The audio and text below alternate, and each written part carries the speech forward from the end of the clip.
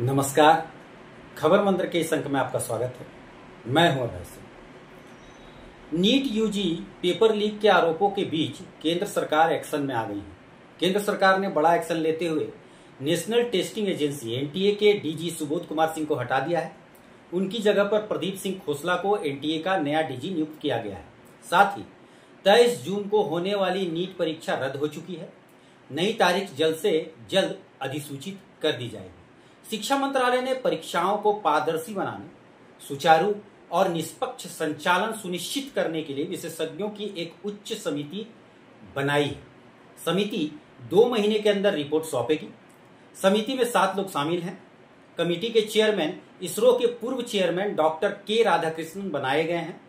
हैदराबाद विश्वविद्यालय के कुलपति प्रोफेसर बी.जे. राव और एम्स दिल्ली के पूर्व निदेशक रणदीप गुलेरिया इस समिति में शामिल है। ये समिति परीक्षाओं की प्रक्रिया में सुधार, सुरक्षा प्रोटोकॉल में सुधार और एनटीए स्ट्रक्चर पर काम करेगी। इधर बिहार की आर्थिक अपराध इकाई ने नीट पेपर लीक मामले में अपनी रिपोर्ट केंद्रीय शिक्षा मंत्रालय को सौंप दी है। इसमें इस मामले में अब तक गिरफ्तार 4 परीक्षार्थियों समेत 13 आरोपियों के बयानों की प्रति भी दी गई है। पेपर लीक मामले में झारखंड के हजारीबाग से तार जुड़ गए हैं। बिहार की जांच टीम ने देवघर में 6 लोगों को हिरासत में लिया है। जांच टीम के सदस्य रांची और हजारीबाग भी पहुंचे और संबंधित लोगों से पूछताछ कर ली। जांच अभी जारी है।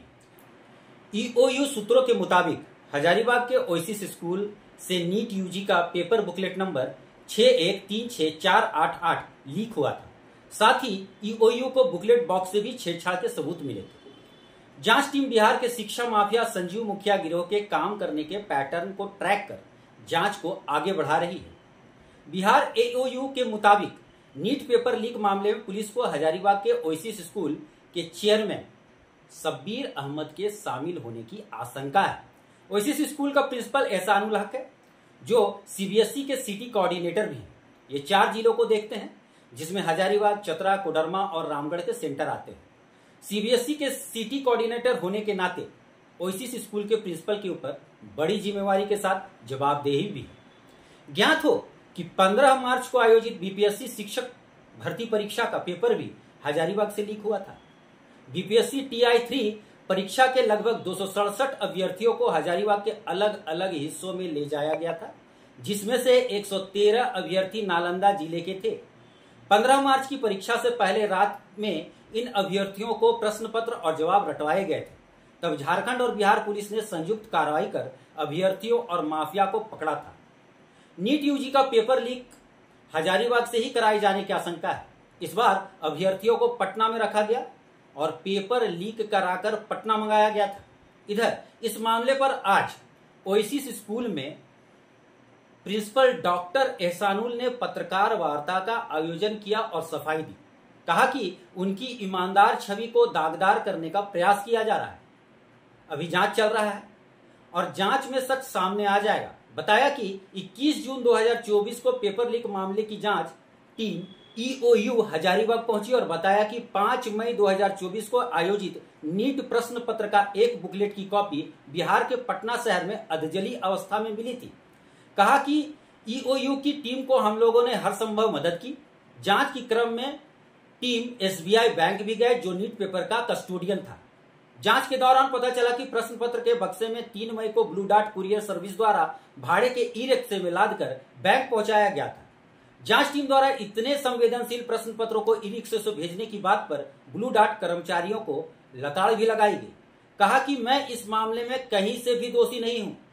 प्रेस वार्ता का लब्बो-लुआब यही निकला कि स्कूल प्रबंधन ने अपने आप को पाक साफ घोषित कर दिया। बात क्वाइट एविडेंट है कि स्कूल क्वेश्चन पेपर आता है 5 तारीख को, जिस दिन एग्जाम होती है, और एग्जाम से 15 मिनट पहले क्वेश्चन पैकेट्स खुलता है। तो स्कूल की संलिप्तता कहीं यहाँ पॉसिबिलिटी नहीं है। और जैसे आप सभी को मालूम है कि ये क्वेश्चन पेपर जैसे कि न्यूज़ में आ रहा है, जैसे कि कई सारे माध्यम से पता चल रहा है कि पटना में 4 तारीख को ही अवेलेबल था। तो ये बहुत बड़ा जांच का विषय है कि 4 तारीख को तो क्वेश्चन पैकेट्स हमारे पास नहीं था, तो 4 तारीख को क्वेश्चन पैकेट जिनके पास था, 3 तारीख को क्वेश्चन पैकेट जिनके पास था, काइंडली आप जाँच वहाँ गए। क्वेश्चन पैकेट्स के साथ जो छेड़छाड़ की जो बात आई है कि वो क्वेश्चन पैकेट्स के साथ छेड़छाड़ जो हुआ है, क्वेश्चन पैकेट्स ट्रंक के अंदर में 7 लेयर में कवर्ड होता है और वो 7 लेयर की जांच एक सीएस ने कर रखा था उस दिन। एक ऑब्जर्वर ने कर रखा था, दूसरा 2 नीट एस्पिरेंट जो कैंडिडेट्स होते हैं उन्होंने खुद जांच कर रखा था, 2 इन्विजिलेटर्स ने जांच कर रखा था। उतने सारे लोगों ने जांच करके सब ओके किया और सारी चीज़ कैमरे की निगरानी में होती है, सारी जांच पे वो पास हुआ, कहीं भी कुछ मिला नहीं। हाँ, जो लास्ट क्वेश्चन पैकेट में जो EOU ऑफिसर्स कह रहे हैं कि कुछ गड़बड़ी पाया गया, वो कुछ क्वेश्चन का बुकलेट कुछ ऐसा होता है, एक सेल्फ एडेसिव एनवेलप होता है जो टेम्पर प्रूफ होता है, जिसमें टेम्परिंग नहीं कर सकते, काटफाट नहीं कर सकते।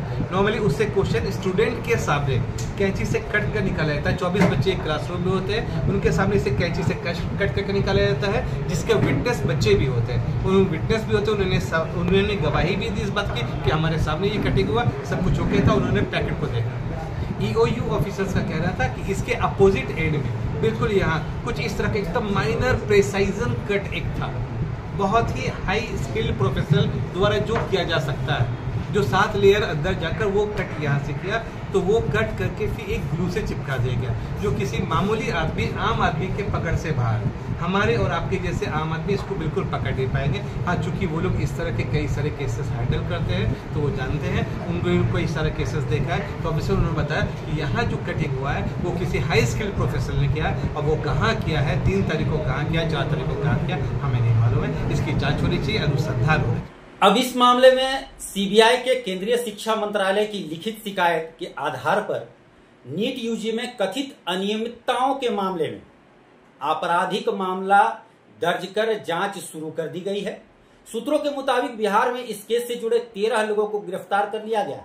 गिरफ्तार व्यक्ति ने खुलासा किया है कि उसने 35 लाख में एक पेपर बेचा था। मंत्रालय ने CBI से परीक्षा के आयोजन से जुड़े लोक सेवक की भूमिका यदि कोई हो की जांच करने तथा घटनाओं के पूरे दायरे और बड़ी साजिश की जांच करने का अनुरोध किया है।